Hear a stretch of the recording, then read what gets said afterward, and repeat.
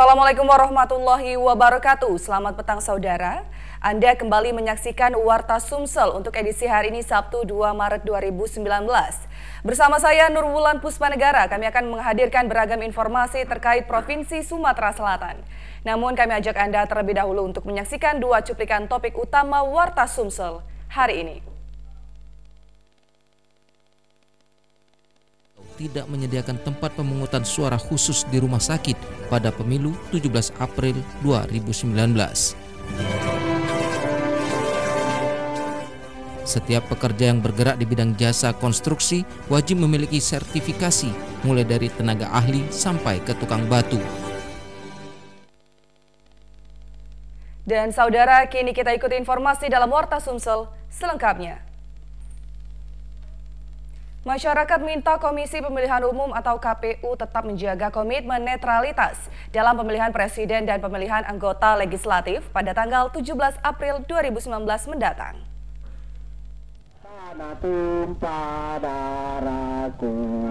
Sekelompok masyarakat Palembang mendatangi Komisi Pemilihan Umum KPU Provinsi Sumatera Selatan untuk meminta KPU netral dalam pemilu.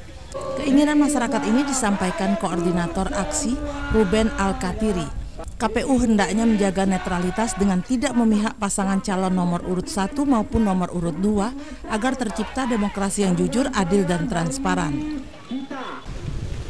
Kami sinyalir banyak hal-hal yang tidak netral mereka lakukan di Pilpres 2019 ini.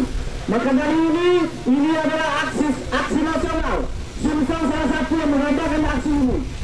Kami meminta KPU Sumsel berlaku adil, proporsional, netralitas untuk Pilpres 2019 ini. Ketua KPU Sumsel Kelly Mariana menegaskan, KPU Sumsel tetap pada prinsipnya menjunjung tinggi komitmen pada pemilihan umum 2019 mendatang dengan netralitas yang tinggi dan mengedepankan demokrasi berkualitas dan transparan. KPU akan menjalankan pemilihan umum presiden dan pemilu legislatif sesuai aturan dan undang-undang yang berlaku, sehingga tidak menimbulkan konflik di kemudian hari.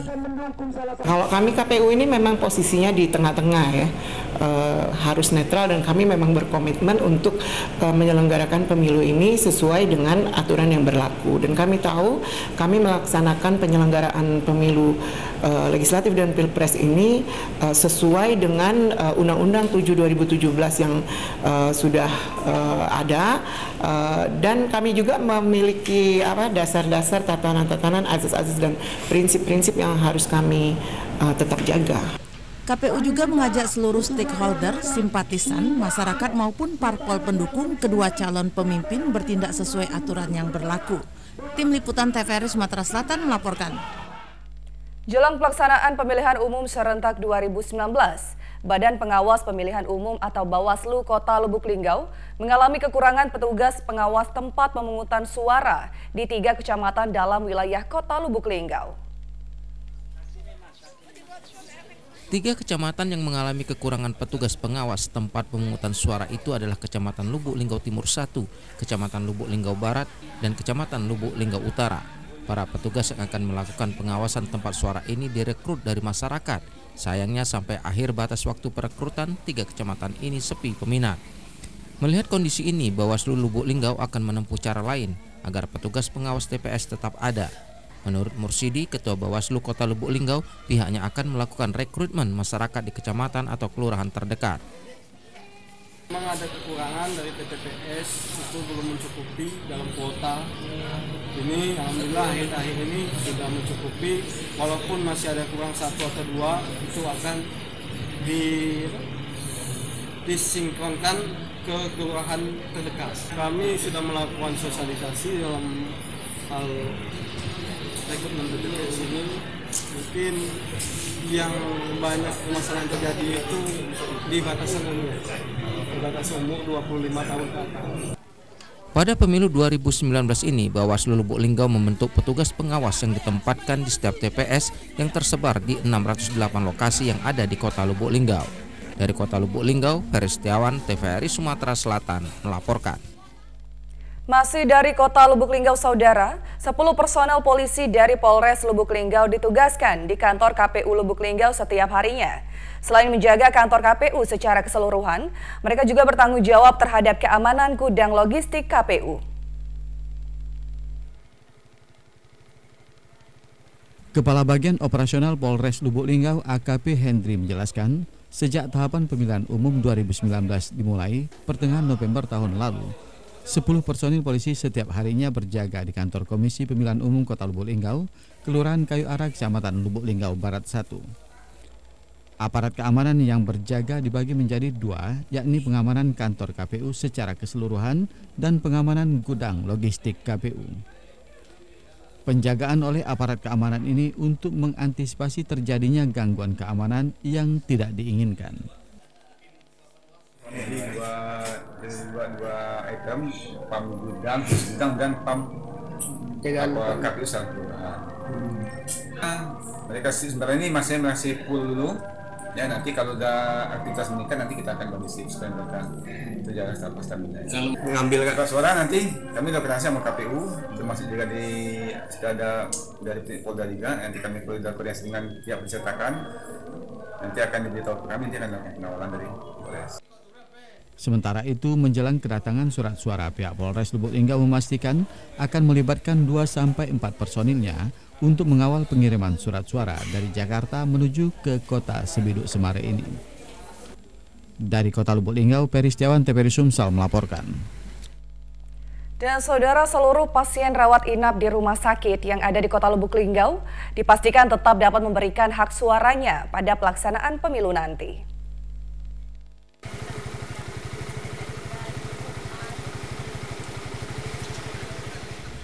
Komisi Pemilihan Umum Kota Lubuk Linggau memastikan pada pemilu serentak 17 April 2019 pihaknya tidak akan menyiapkan TPS khusus di rumah sakit. Pasien rawat inap akan dilayani petugas TPS dengan cara jemput bola.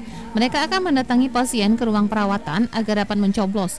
Setidaknya ada 5 rumah sakit yang berada di Kota Lubuk Linggau seperti Rumah Sakit Siti Aisyah, Dr. Sobirin, Erbunda, Hapsari, dan Rumah Sakit DKT milik Kodim 0406. Menurut Ketua KPU, mekanisme pada saat pencoblosan nanti sehari sebelum pelaksanaan, pasien rawat inap diwajibkan untuk meminta surat pindah memilih.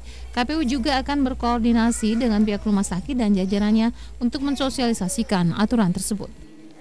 Teknisnya, sehari sebelum pencoblosan, beliau harus minta surat pindah memilih. Jadi kita akan koordinasi dengan kepala rumah sakit dan jajarannya, diinstruksikan kepada keluarga pasien untuk meminta surat pindah memilih. Siapa yang punya surat pindah memilih akan kita datangi ke ruangan masing-masing. Kita jemput bola, karena dia sakit, tidak mungkin datang ke TPS terdekat. Jadi rumah sakit tidak membutuhkan TPS khusus. Sementara itu, ditanya soal waktu pencoblosan oleh pasien, KPU memastikan akan menyesuaikan dengan situasi dan kondisi petugas TPS terdekat. Dari Kota Lubuk Linggau, Peri Setiawan, TVRI Sumsel melaporkan. Beralih ke informasi lainnya, 4 kecamatan terdata rawan demam berdarah dengue atau DBD. Dinas Kesehatan Kota Palembang gencar mensosialisasikan pola hidup bersih dan sehat. Masih tingginya curah hujan pada bulan Maret tahun ini berimbas pada berkembang pesatnya jentik-jentik nyamuk Aedes aegypti, penyebab penyakit demam berdarah dengue. Pemberantasan nyamuk ini tidak selesai dengan dilakukan fogging saja, namun harus dengan pembasmian bibit nyamuk, seperti membersihkan saluran air serta bak mandi dengan cara dikuras. Sekarang ini menurut data dari Dinas Kesehatan Kota Palembang, terdapat 4 kecamatan yang harus jadi perhatian khusus karena rawan berkembang DBD.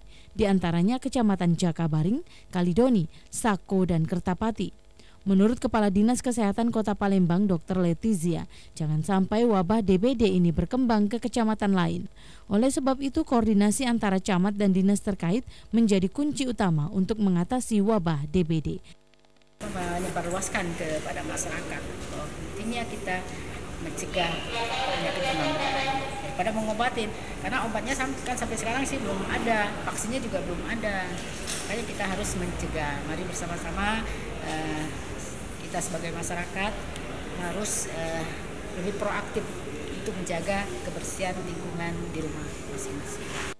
Dr. Letizia juga menghimbau masyarakat yang hendak melakukan penyemprotan di lingkungan mereka agar dapat menghubungi RT setempat. Setelah itu akan ditindaklanjuti lurah tanpa dipungut biaya. Edis Bronson, Ari Eka Ansori, TVRI Sumsel melaporkan. Saudara, tetaplah bersama kami, beragam informasi menarik lainnya akan kami hadirkan seusai jeda berikut ini.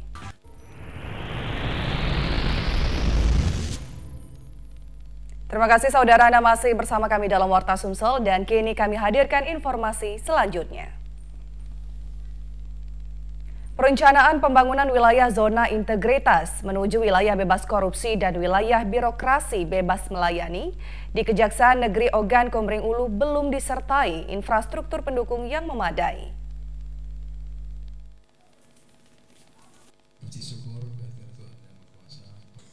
Aparatur di Kejaksaan Negeri Oku telah menyatakan komitmennya untuk menuju zona wilayah bebas korupsi dan wilayah birokrasi bebas melayani. Namun sayang komitmen tersebut belum didukung dengan infrastruktur penunjang yang memadai. Sampai saat ini kinerja Oku belum memiliki ruang pelayanan satu atap. Tetapi meskipun diliputi kekurangan kinerja, Oku tetap optimis dapat menjaga integritas yang telah dicanangkan. Kepala Kejari Bayu Framesti meminta masyarakat Oku tidak segan melaporkan aparatur di lingkungannya. Jika ada aparatur Kejari yang berperilaku tidak sesuai dengan komitmen tersebut, seperti pungli dalam pengurusan tilang, penanganan perkara, dan lain sebagainya. Semacam ruang untuk menyusui, sementara ruang satu atap. Jadi kita masih harus membuat ruang satu atap jadi untuk ruang menyusui, ruang merokok, gitu kan, semacam seperti itu. Dengan kurang memadainya infrastruktur akan segera kita buat. Kita optimis. Pencanangan zona integritas di Kejari disambut baik berbagai kalangan. Oleh karena itu komitmen ini harus dilaksanakan dan jangan jadi hiasan bibir. Dan jangan menjadi hiasan bibir.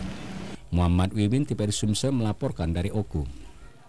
Kita beralih ke informasi dari Kota Prabu Muli, saudara. Puluhan pengunjuk rasa mendatangi kantor Kejaksaan Negeri Kota Prabu Muli. Masa mendesak pihak Kejaksaan segera menyelesaikan dugaan kasus korupsi yang terjadi di lingkungan PDAM Tirta Prabujaya. Terima kasih atas usul kalian sampaikan dan diterima oleh pihak Kejari, tanyakan juga kepada buat BPKP nantinya. Berdasarkan secara teratur dan mari bersama kita ucapkan.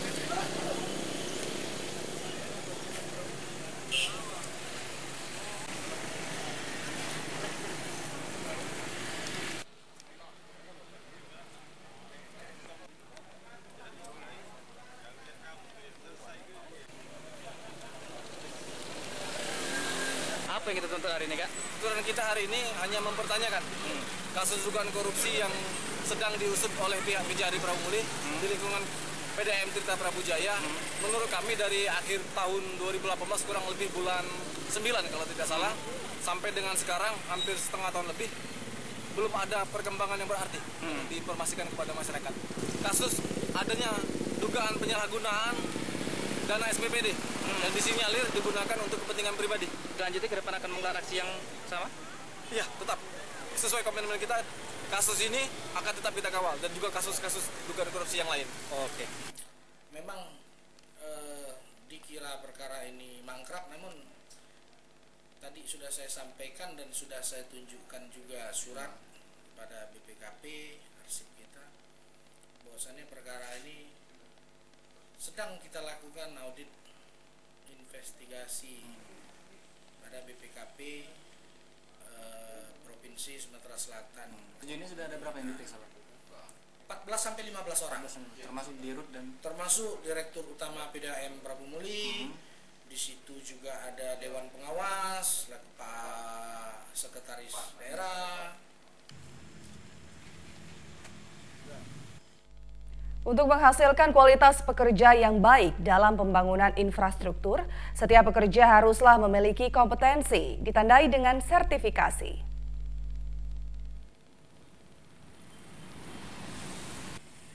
Guna mendukung pembangunan infrastruktur yang berkualitas, diperlukan pekerja yang handal dan memiliki kualitas di bidangnya. Dirjen Bina Jasa Konstruksi Dimas Riki menekankan setiap pekerja wajib memiliki sertifikasi di bidangnya, baik di tingkat ahli hingga terampil dan tukang batu. Hal itu diberlakukan bagi pengguna maupun penyedia jasa. Kasih Perencanaan Balai Jasa Konstruksi Wilayah 2 Palembang ini mengatakan dalam pembangunan infrastruktur harus menggunakan orang-orang yang berkompeten. Bagi perusahaan jasa konstruksi yang mempekerjakan pekerja tanpa sertifikasi akan dikenakan sanksi administratif hingga penghentian layanan. Dalam pembangunan infrastruktur ini ya harus dikerjakan oleh orang-orang yang kompeten, baik dari tingkat ahli maupun sampai tingkat terampil, dari misal ahli jalan jembatan sampai tukang batu semua harus bersertifikat. Dalam amanah undang-undangnya itu di salah satu pasalnya menyebutkan memang dalam hal pengguna atau penyedia jasa tidak mempunyai tenaga kerja konstruksi bersertifikat dapat dikenakan sanksi administratif atau penghentian layanan.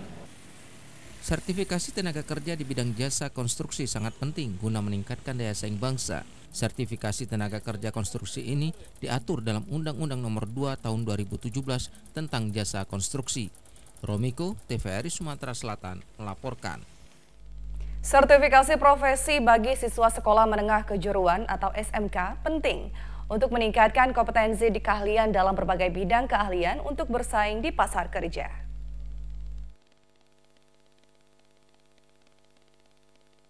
Sertifikasi profesi wajib dimiliki siswa SMK sebelum menyelesaikan pendidikan selama 3 tahun di sekolah. Setiap kompetensi keahlian wajib diuji kompetensi untuk mendapatkan sertifikasi profesi, sehingga siswa benar-benar memiliki kemampuan yang dapat diandalkan dan dipertanggungjawabkan. Diakui Kepala SMK Negeri 6 Palembang Bambang Riyadi, sekolahnya telah ditunjuk oleh Badan Nasional Sertifikasi Profesi BNSP sebagai salah satu sekolah tempat uji kompetensi keahlian. Mengingat para guru di SMK Negeri 6 telah memiliki asesor yang berkualitas, setiap siswa masing-masing jurusan akan diuji kompetensi seperti jurusan tata boga. Memang menjadi sebuah persyaratan ya, karena kita sudah masuk MEA, itu salah satu persyaratan di dunia usaha, dunia industri juga. Mereka tidak bisa menerima karyawan yang tidak memiliki sertifikat kompetensi apapun itu. Yang di sini kita sesuai dengan jurusan kita, jadi boga, kemudian perhotelan, tata busana, dan kecantikan. Yang pertama pastinya rasa Bu ya, rasa sama imajinasi. Sebab dalam dunia boga itu imajinasi dengan rasa itu nomor penting pertama. Sebab sekarang ini yang makan pertama adalah mata. Dalam artian makanan harus menarik dilihat. Setelah itu baru rasa di mulut. Dengan memiliki sertifikasi profesi ini, siswa akan lebih mudah bersaing di dunia usaha dan dunia industri dengan kompetensi keahlian yang dimiliki, sehingga para lulusan SMK siap bersaing dan mampu menciptakan lapangan kerja secara mandiri. Tim Liputan TVRI Sumatera Selatan melaporkan. Kita beralih ke informasi lainnya, Saudara. Bantuan dari elemen masyarakat terus berdatangan pasca terjadinya kebakaran yang meludeskan Panti Asuhan Az-Zikri.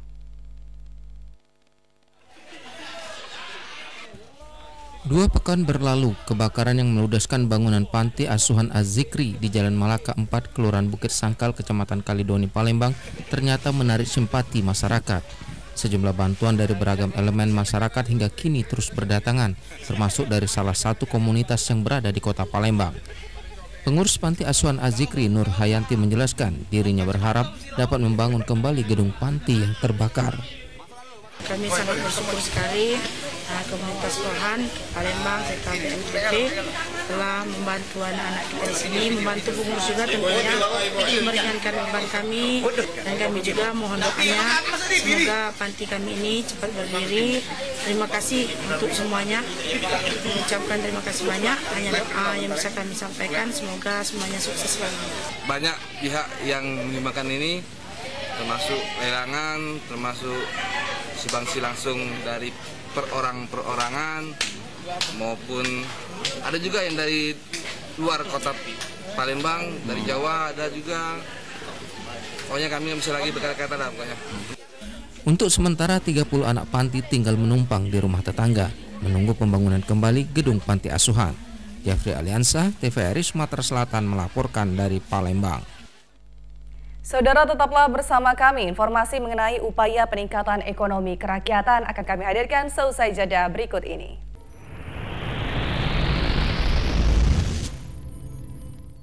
Terima kasih Anda masih setia bersama kami dalam Warta Sumsel dan kini kami hadirkan informasi lainnya. Produksi kedelai dalam negeri hingga akhir tahun 2018 masih di angka 500.000 ton per tahun. Sementara kebutuhan kedelai dalam negeri mencapai 2 juta ton per tahun. Penurunan produksi dalam negeri membuat impor kedelai Indonesia asal Amerika Serikat terus meningkat. Berdasarkan data yang dirilis Kementerian Pertanian Amerika Serikat atau United States Department of Agriculture per 16 Agustus 2018, total ekspor kacang kedelai Amerika Serikat ke Indonesia mencapai 2.034.000 ton. Volume ekspor kedelai Amerika Serikat ke Indonesia tersebut meningkat 5,15% dibanding periode sama 2018 yang sebesar 2,22 juta ton. Peningkatan ekspor kedelai Amerika Serikat ke Indonesia melonjak tajam pada pekan pertama Agustus 2018, yakni sebesar 92,31% menjadi 405,200 dari periode sama tahun 2017 sebesar 210.700 ton. Ketua Umum Gabungan Koperasi Produsen Tempe dirilis media nasional mengaku produksi kedelai dalam negeri paling tinggi sebesar 500.000 ton per tahun. Produksi sebesar itu semuanya diserap pelaku usaha yang memproduksi tahu tempe. Sebab industri ini setiap tahun membutuhkan sekitar 2 juta ton kedelai. Produsen tahu dan tempe merupakan penyerap terbesar kedelai hingga sekitar 88%. Sementara sisanya diserap sektor usaha lain seperti Simori, produsen susu kedelai yang menyerap 100.000 ton kedelai per tahun. Namun diakui produsen tempe, pemerintah bisa saja memaksimalkan tanaman kedelai dalam negeri sehingga tidak lagi bergantung negara lain. Ya ada Pak, cuman ini tidak mencukupi. Jadi kebanyakan kalau itu banyak pakai impor. Sebenarnya kalau pemerintah itu menggalakkan ya mungkin bisa jadi gitu. Petani Indonesia itu kurang jeli gitu, gimana caranya itu Pak. Ini apa supaya ini hidup, ini berbuah, ini bagaimana, itu mungkin ya lain lubuk lain ladang lah Pak. Mulyono Hadi mengaku hingga kini produsen tempe dalam negeri masih mengandalkan kedelai impor yang berkualitas baik. Husin Ali TVRI Sumsel melaporkan dari Palembang. Harga pakan ternak seperti jagung dan dedak padi yang dalam beberapa bulan terjadi kenaikan hingga 20% kini mulai kembali normal.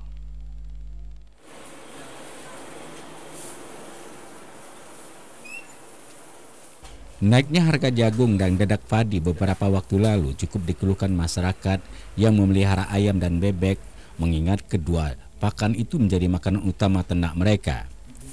Terlebih kedua pakan tersebut sering menjadi kelangkaan akibat belum panen atau gagal panen.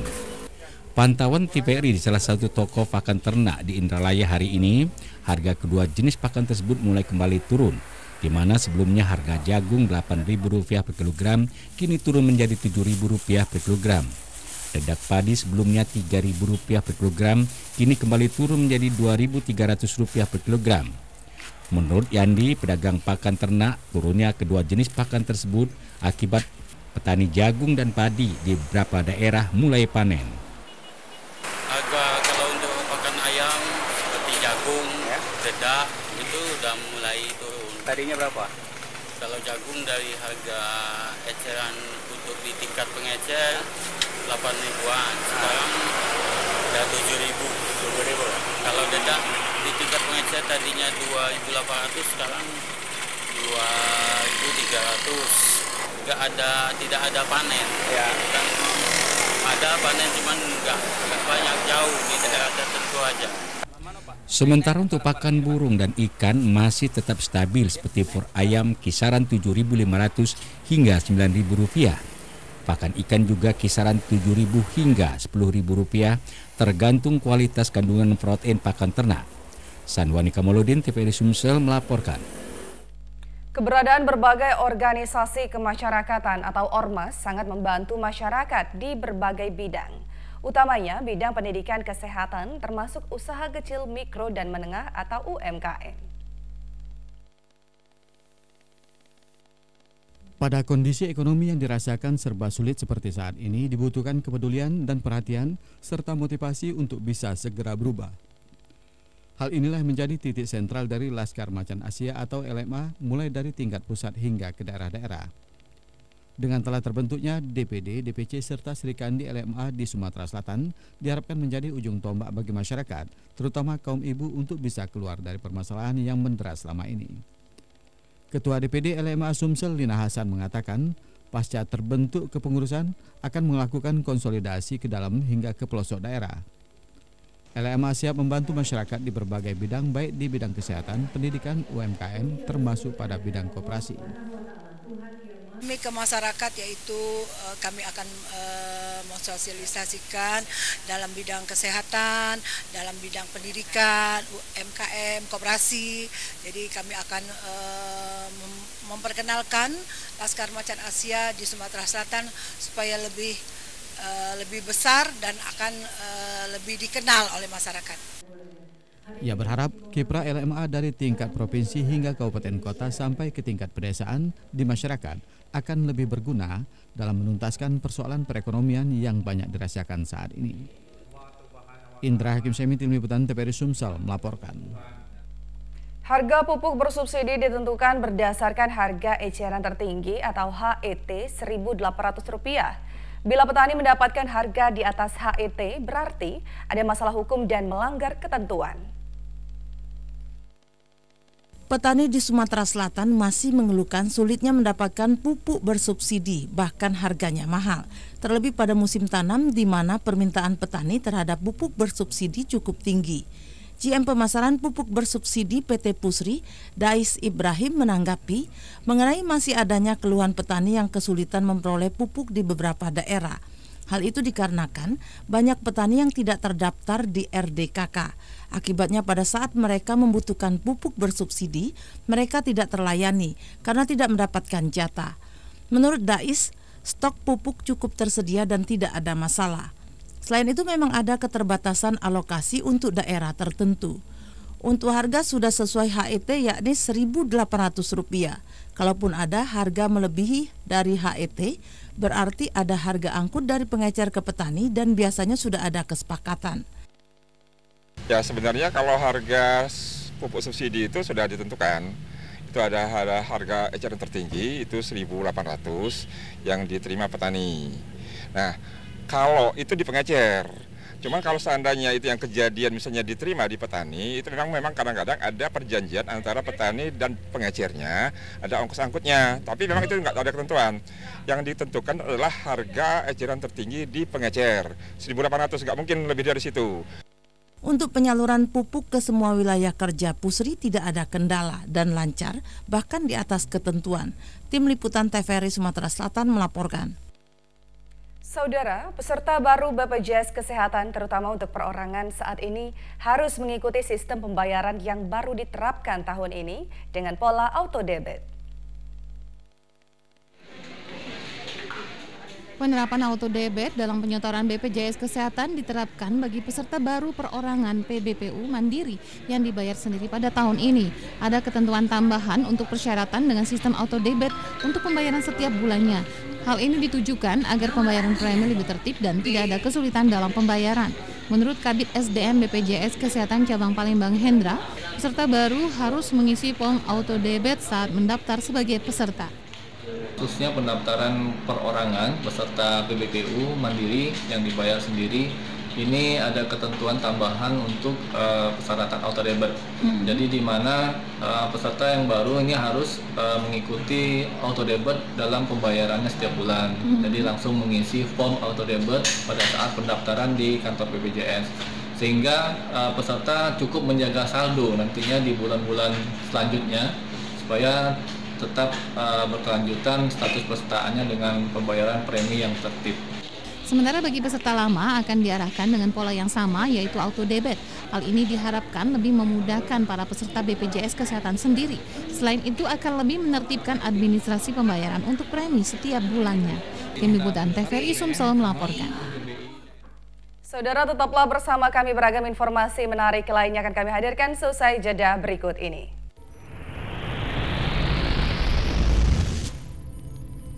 Anda masih bersama kami dalam Warta Sumsel dan kini kita ikuti informasi selanjutnya.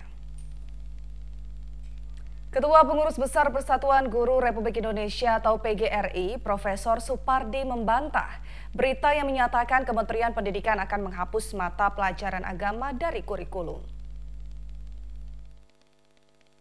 Bantahan itu disampaikan Profesor Supardi menjawab pemberitaan seputar penghapusan pelajaran agama dari kurikulum pendidikan. Ia menjelaskan bahwa hal itu berita lama yang dihembuskan kembali oleh oknum yang tidak bertanggung jawab. Menurut Supardi, Menteri Pendidikan sudah berulang kali memberikan klarifikasinya. PGRI sendiri akan menolak secara tegas apabila mata pelajaran agama dihapuskan. Pendidikan di tanah air, tegasnya, mengedepankan beberapa aspek seperti pengetahuan dan salah satunya aspek sikap dan karakter. Aspek sikap dan karakter ini salah satunya bersumber dari mata pelajaran agama. Karakter nasional kita sesuai dengan nilai-nilai Pancasila, sesuai dengan sila pertama dalam Pancasila Tuhan Yang Maha Esa, bahwa nilai karakter kebangsaan yang dikembangkan adalah karakter religius. Sehingga dengan demikian bahwa sangat bertentangan. Dan ternyata ini hanya isu hoax, karena Pak Mendikbud juga sudah beberapa kali memberikan klarifikasi bahwa itu tidak benar. Penghapusan mata pelajaran agama dari kurikulum ini merupakan isu yang beredar pada tahun 2017 lalu. Entah mengapa, isu itu kembali muncul.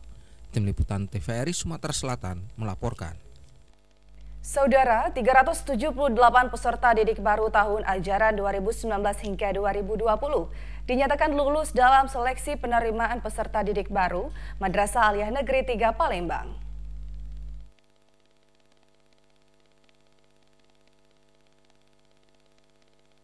...378 peserta didik baru Madrasah Aliyah Negeri 3 Palembang dinyatakan lulus setelah melalui beberapa tahapan tes, meliputi uji kompetensi, membaca Al-Quran, seleksi administrasi, tes potensi akademik, dan wawancara. Hal tersebut dikatakan Abu Somah selaku panitia PPDB Madrasah Aliyah 3 Palembang. Menurutnya 378 orang peserta didik baru dinyatakan lulus melalui reguler gelombang pertama, sedangkan melalui PMPA ada 80 orang. Kita berharap anak-anak yang sudah kita nyatakan diterima ini, karena mereka nanti akan melaksanakan tahapan berikutnya, yaitu yang pertama adalah psikotes dan kemudian daftar ulang. Itu mereka akan mengikutinya sehingga nanti kepastian mereka untuk menjadi peserta didik M3 itu sudah bisa kita dapatkan. Ditambahkan Abu Somah bahwa registrasi ulang peserta didik baru akan diumumkan melalui website resmi MAN 3 Palembang. Peserta didik baru yang dinyatakan lulus nantinya akan menjalani psikotes untuk menentukan kelulusan dan menentukan pola belajar siswa. Muslimin Umar, TVRI Sumsel melaporkan. Permasalahan penutupan jalan gotong royong 3 menuju perumahan Avila Permai hingga kini belum tuntas. Pada rapat terakhir di Kelurahan Kenten, perwakilan dari warga dan Ketua RT 12 Perumahan Avila Permai tidak hadir. Penutupan jalan gotong royong 3 untuk umum melintasi perumahan Avila Permai Kenten hingga kini masih berlangsung. Kondisi ini cukup menyulitkan anak-anak menuju sekolah serta aktivitas warga yang sudah sekian lama memanfaatkan akses jalan umum ini. Pada rapat terakhir yang berlangsung di Kelurahan Kenten tidak membawa hasil. Kondisi ini salah satunya disebabkan tidak hadirnya perwakilan warga perumahan Avila Permai termasuk Ketua RT 12 dengan alasan keluar kota. Padahal pada rapat ini menghadirkan utusan dari Kecamatan Sako Palembang serta perwakilan dari Kecamatan Talang Kelapa Kabupaten Banyuasin dan perwakilan warga dari RT 19 Kenten. Untuk menuntaskan masalah ini menurut Lurah Kenten Zainuddin MZ, pihaknya siap memediasi hingga tuntas. Hal ini juga didukung Kasih Trantip Kelurahan Sako Baru, Jalaluddin. Jadi yang jelas kami bersedia, kami siap, dan itu sudah kami lakukan untuk memediasi. Artinya niat baik kami itu sudah ada di situ. Bayangkan saja Pak, kami malam-malam datang ke RT 19, artinya kami sudah ada niat baik, walaupun itu bentuknya silaturahim untuk menyelesaikan masalah ini. Kami sebagai Kelurahan Cako Baru dan Kelurahan Genter ini bisa memediasikan, kita kumpul sama-sama dari jalan yang terbaik. Jangan sampai menuruti emosional yang tinggi, apalagi zaman sekarang di dunia politik pasti akan ada tekanan-tekanan daripada emosional yang tinggi. Kapolsek Stako Kompol Yuda menjelaskan pihaknya sudah beberapa kali menemui warga dan ketua RT Perumahan Apila Permai agar bisa memberikan solusi terbaik untuk kepentingan bersama dengan warga sekitar. Kami sudah sampaikan bahwa nutup jalan untuk rezeki, nutup jalan adalah nutup pintu surga.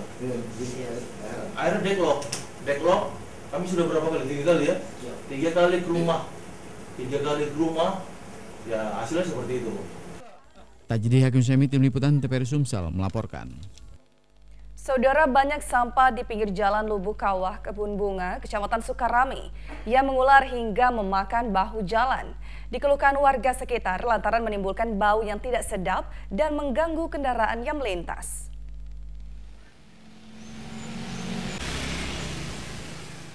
Kurangnya kesadaran masyarakat akan kebersihan dan membuang sampah sembarangan mengganggu keindahan dan kebersihan kota Palembang.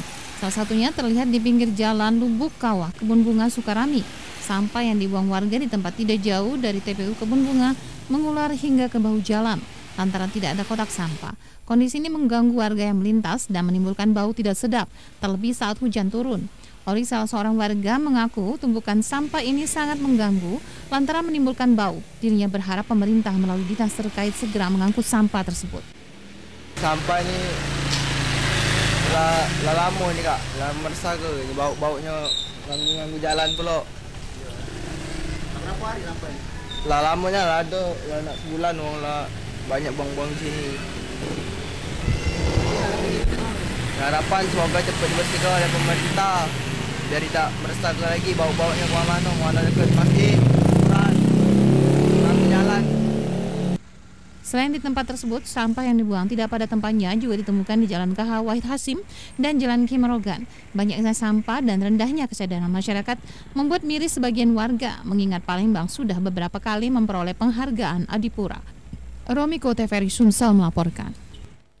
Kita beralih ke informasi lainnya, Saudara. Tradisi tabur bunga di atas pemakaman dari kacamata Islam tidak memiliki dalil yang kuat.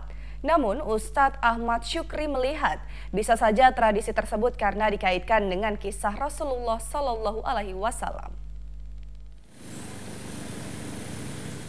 Pada zaman Rasulullah Shallallahu Alaihi Wasallam diriwayatkan ketika Rasul bersama sahabat melintas di pekuburan, Rasul mendengar jeritan dari dalam kubur. Lalu seketika itu Rasul mengambil pelepah korma dan meletakkan pelepah yang masih hijau itu di atas kuburan tadi. Lalu kemudian sahabat bertanya, apa maksud semua itu Rasul? Rasul menjawab, dirinya meminta kepada Allah sebelum pelepah itu layu. Sang penghuni kubur jangan disiksa dulu. Riwayat itulah yang mungkin diwarisi adanya tabur bunga di atas makam, sehingga menurut Ustadz Asy-Syukri, tabur bunga menjadi sebuah tradisi. Ustadz Asy-Syukri juga menjelaskan, sebenarnya untuk pedapuran orang yang meninggal tidak ada kewajiban. Hanya saja pedapuran itu merupakan tanda agar keluarga yang ditinggal dengan mudah menemukan makam salah satu keluarganya yang telah meninggal. Cerita Rasulullah pada waktu itu, Rasulullah sedang melewati satu kuburan bersama rombongan. Terdengarlah oleh Rasulullah bahwa ahli kubur sedang siksa kubur. Nah, dari sanalah Rasulullah langsung mengambil daun pelepah korma, diletakkannya lah di atas kubur tersebut. Kalau dalil tidak ada, cuman sejarah yang saya ceritakan tadi, sejarah Rasulullah. Haram tidak, wajib pun tidak. Kedua tradisi baik tabur bunga maupun menyiramkan air di atas makam, sesungguhnya menurut Ustadz Asy-Syukri tidak lebih baik jika dibanding mengirimkan Fatihah, surat An-Nas, Al-Falaq dan doa kepada orang yang telah meninggal dunia. Husin Ali, TVRI Sumsel melaporkan dari Palembang.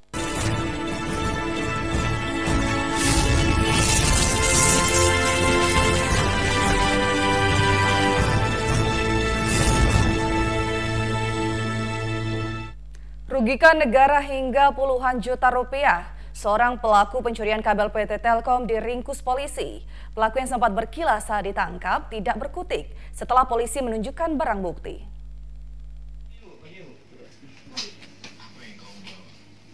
Budianto, salah seorang pelaku pencurian kabel milik PT Telkom ini tidak berkutik ketika diringkus tim Hunter Forest Palembang. Pelaku ditangkap di rumahnya di Jalan Perum Gria Asri Blok K, Kelurahan Purwokerto, Kecamatan Gandus, Palembang. Pelaku sempat berkilah tidak melakukan pencurian kabel. Namun setelah petugas kepolisian menunjukkan barang bukti dan teman pelaku yang sudah terlebih dahulu ditangkap, pelaku pun mengakuinya. Usai diamankan dari rumah pelaku, pelaku kemudian dibawa petugas ke Mapolres Palembang untuk dimintai keterangan. Di hadapan petugas, pelaku mengaku melancarkan aksinya pada dini hari di mana penjaga kabel sedang melaksanakan sholat subuh. Dalam sekali beraksi, pelaku mengaku dapat bagian Rp300.000 dari hasil penjualan kabel. Sementara itu, menurut keterangan petugas, akibat aksi para pencurian ini, PT Telkom kehilangan kabel udara kapasitas 10 VAR sepanjang 100 meter dengan kerugian mencapai Rp40 juta. Modus operandinya, mereka bergerak bersama-sama pada malam hari, kemudian pada saat situasi sepi, mereka langsung memotong kabel di area yang strategis di bawah jembatan penyeberangan. Waktu itu tidak ada yang jaga di kabel Telkom? Pada saat itu memang ada yang jaga, namun mereka memanfaatkan waktu-waktu di saat penjaga tersebut melaksanakan sholat subuh. Akibat ulahnya, pelaku dikenakan pasal 363 KUHP dengan ancaman 5 tahun kurungan penjara. Jeffrey Alansyah, TVRI Sumsel melaporkan dari Palembang. Kita beralih ke informasi dari dunia olahraga, saudara. Atlet gulat Sumatera Selatan tengah mengasah diri untuk menghadapi kejuaraan pada bulan Maret dan Mei tahun 2019 mendatang.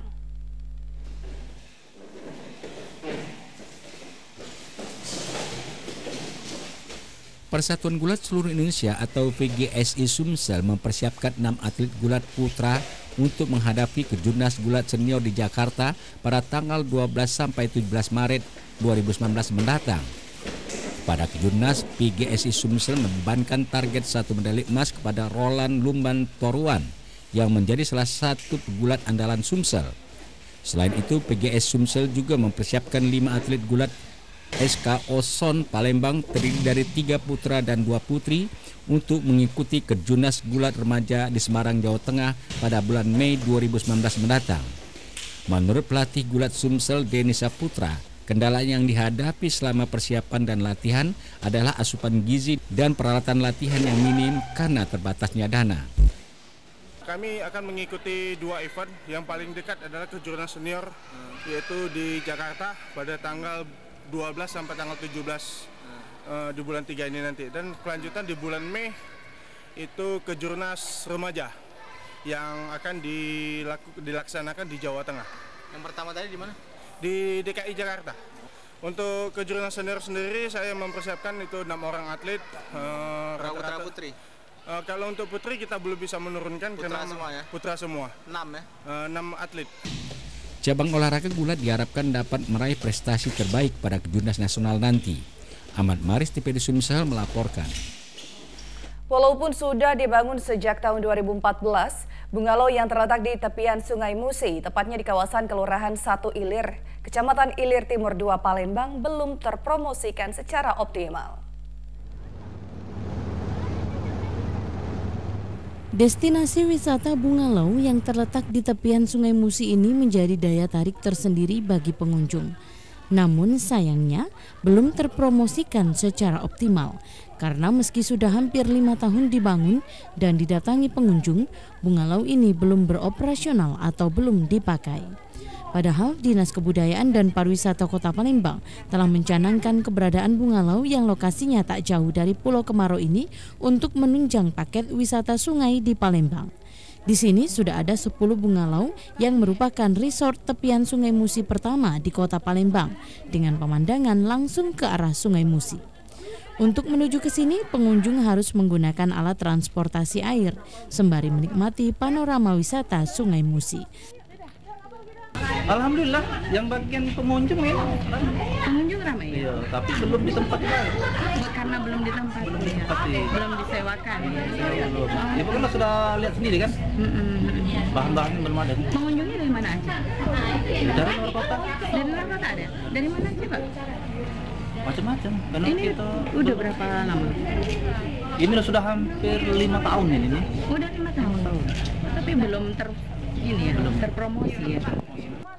Saat ini Disbud Par Kota Palembang tengah merancang sebuah paket pariwisata yang dapat diintegrasikan dengan beberapa objek wisata sungai dan wisata religi. Sehingga ke depan akan mudah mengoperasionalkan bungalau ini menjadi salah satu destinasi wisata Sungai Musi. Ari Eka Ansori, TVRI Sumsel melaporkan.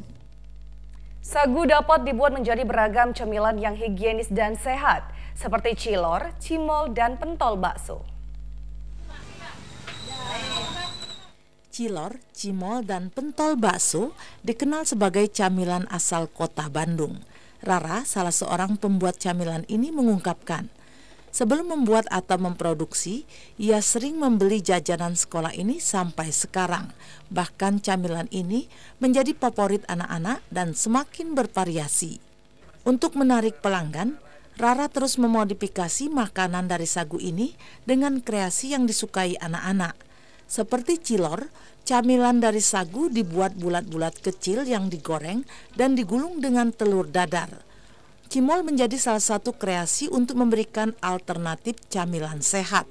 Selain pentol bakso ayam dengan kuah yang rasanya lebih segar dan pedas. Sebenarnya kalau cilor itu jajanan sepanjang masa sih bisa dibilang kayak gitu. Terus juga dari SD, anak-anak SD biasanya kita kan kalau keluar itu jajannya cilor. Nah terus juga sampai sekarang walaupun udah pada dewasa, biasanya orang-orang yang inget jajanan SD biasanya cari cilor lagi gitu. Jadi jajanan sepanjang masa sih nggak ada matinya kalau aku bilang kayak abang-abang banyak. Cuman kan kita di sini lebih higienis pertama. Jadi pasti kangen ya dengan makanan Bandung ya? Oh kangen banget. Suka sekali dengan cimol ya? Suka banget. Kenapa? Soalnya apa ya? Enak aja kalau buat nyemil apa. Kalau misalnya lagi pengen nyemil ya makan kayak gini gitu. Mungkin kalau di Palembang juga jarang yang jual cimol ya. Baru aku nemuin di Palembang baru di sini cimol. Apa deh? Soalnya dia kan dilapisin dengan telur ya. Jadi lebih empuk dia. Lebih enak. Memang suka sekali beli cilor ya? Iya, tiap hari. Tiap hari? Di sini. Di sini.